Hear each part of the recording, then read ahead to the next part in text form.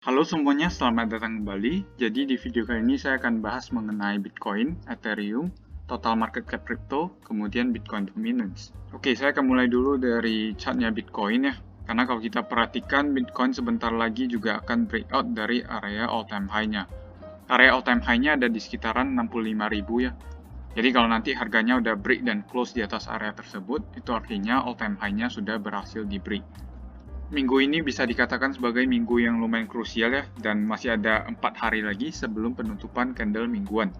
Kenapa saya katakan krusial? Karena di sini ada multiple resistance. Yang pertama itu resistance yang ada di sini, kemudian yang kedua resistance dari Fibonacci projection-nya.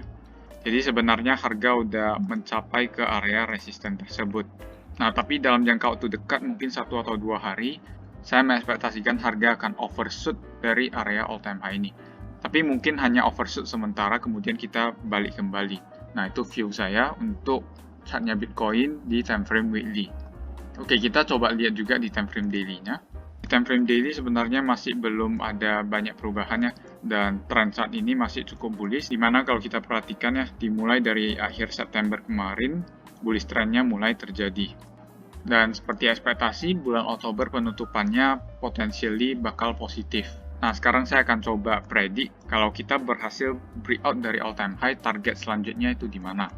Oke, pertama saya bisa menggunakan Fibonacci extension ya untuk menentukan targetnya.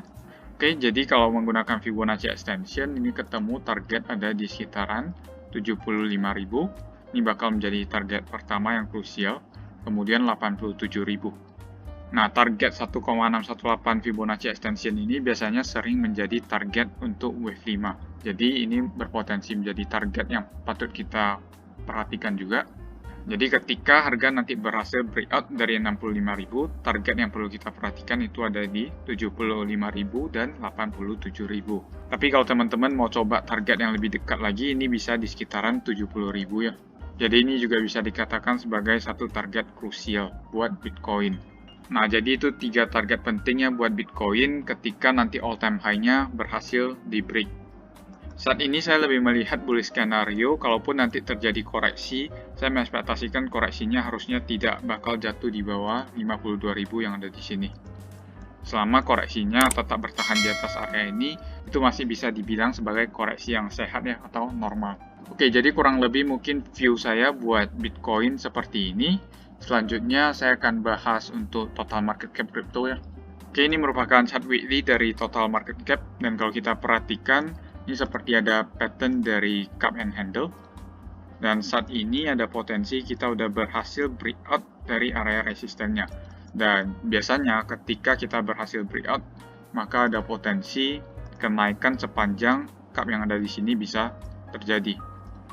Dan itu targetnya kurang lebih ada di sekitaran 3,76 triliun US dollar ya. Dan ini cukup besar ya, sekitaran 1,5 kali dari harga sekarang. Nah, kalau di Dow Theory ini bisa menjadi konfirmasi signalnya untuk pump yang terjadi di Bitcoin. Karena kalau kita ketahui ya, total crypto market cap ini semua dana yang ada di pasar kripto. Jadi kalau semakin besar, artinya itu bisa memberikan dampak positif ya buat market kripto secara general. Di minggu lalu kalau kita perhatikan closing candle-nya, ini udah di atas area resistance sebelumnya. Resistance sebelumnya ada di sekitaran 2,428 triliun US dollar. Dan kalau di minggu ini, chartnya masih bisa maintain di atas garis hijau ini, maka ada potensi breakout yang terjadi itu merupakan breakout yang valid.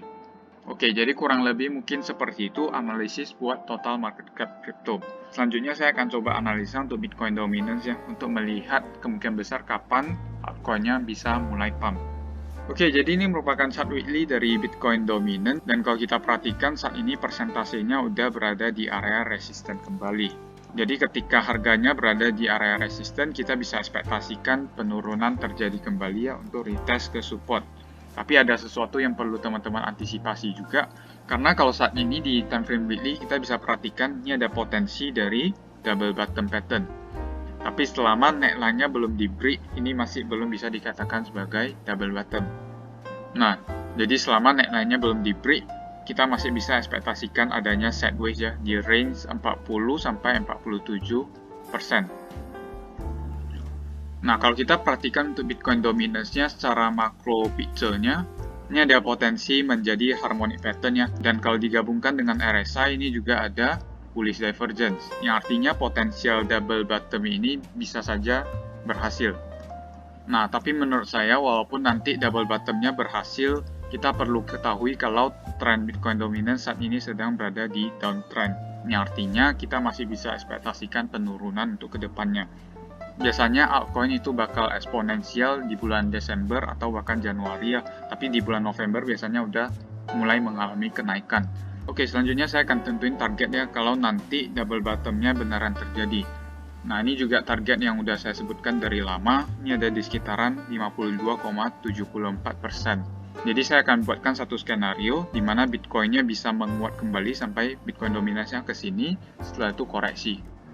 Nanti koreksi yang terjadi ini bakal lumayan menguntungkan altcoin. Dan kita bisa perlahan perhatikan dulu ya untuk pergerakan altcoin seperti Ethereum. Ini merupakan skenario pertama yang mungkin akan sedikit menunda untuk kenaikan altcoin. Sedangkan untuk skenario keduanya kita bisa ekspektasikan adanya penurunan langsung terjadi dari area sini.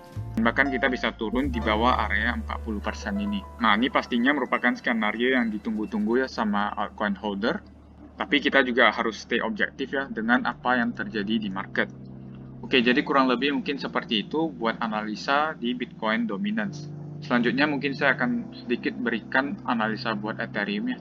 Oke, buat Ethereum juga sebenarnya cukup menarik. Ini cukup mirip dengan chartnya total market cap crypto ya, di mana ada potensi menjadi cup and handle pattern.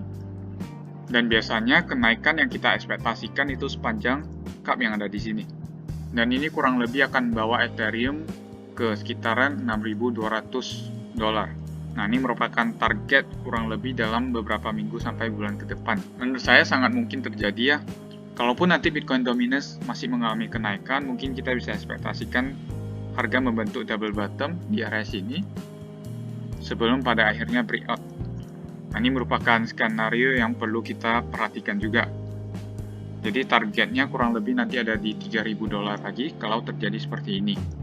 Nah, untuk skenario keduanya dia bisa langsung naik dari sini ya, breakout dari sini. Pada akhirnya harga akan berakhir ke atas, tapi kita tinggal perlu perhatikan skenario mana yang bermain di market.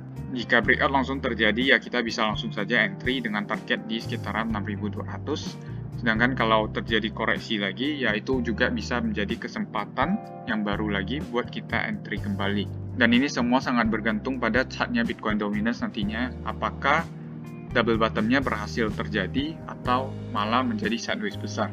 Oke, jadi kurang lebih mungkin seperti itu saja analisa buat kali ini. Buat teman-teman yang mau dapat analisa koin lain, bisa langsung join di channel Telegram saya.